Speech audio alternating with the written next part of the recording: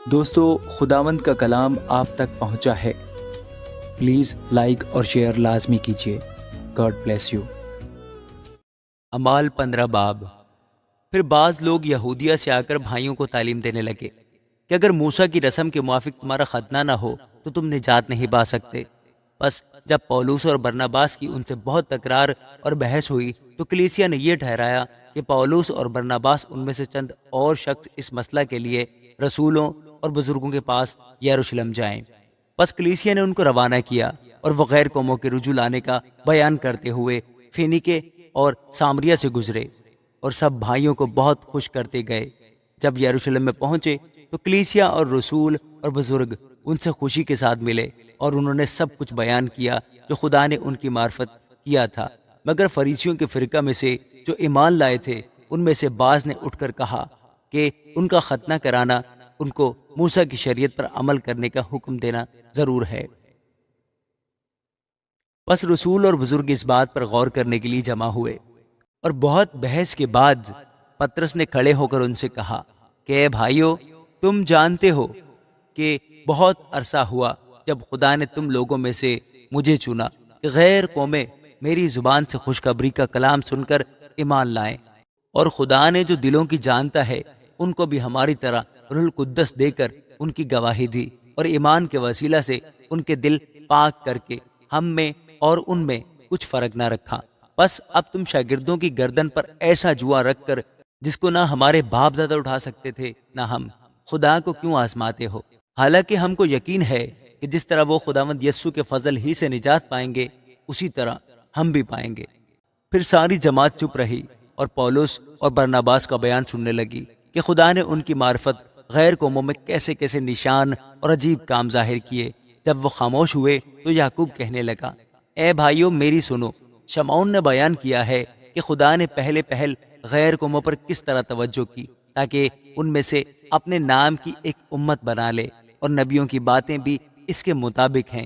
چنانچہ لکھا ہے کہ ان باتوں کے بعد میں پھر آ کر داؤد کے گرے ہوئے خیمہ کو اٹھاؤں گا اور اس کے پھٹے ٹوٹے کی مرمت کر کے اسے کھڑا کروں گا، تاکہ باقی آدمی یعنی سب قومیں جو میرے نام کی کہلاتی ہیں خداوند کو تلاش کریں۔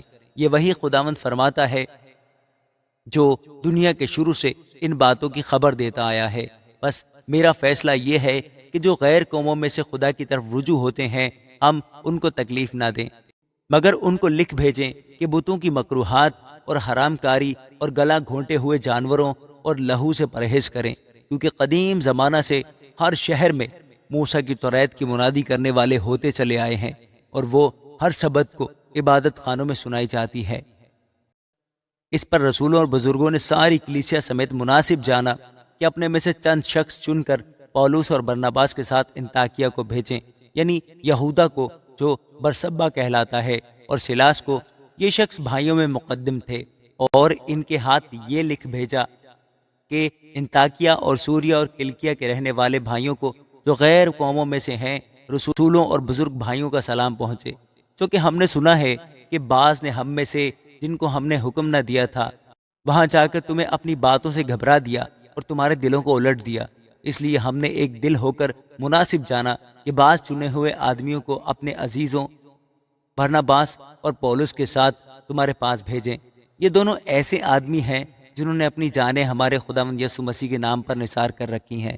چنانچہ ہم نے یہودا اور سلاس کو بھیجا ہے، وہ یہی باتیں زبانی بھی بیان کریں گے، کیونکہ روح القدس نے اور ہم نے مناسب جانا کہ ان ضروری باتوں کے سوا تم پر اور بوجھ نہ ڈالیں کہ تم بتوں کی قربانیوں کے گوشت سے اور لہو اور گلا گھونٹے ہوئے جانوروں اور حرام کاری سے پرہیز کرو۔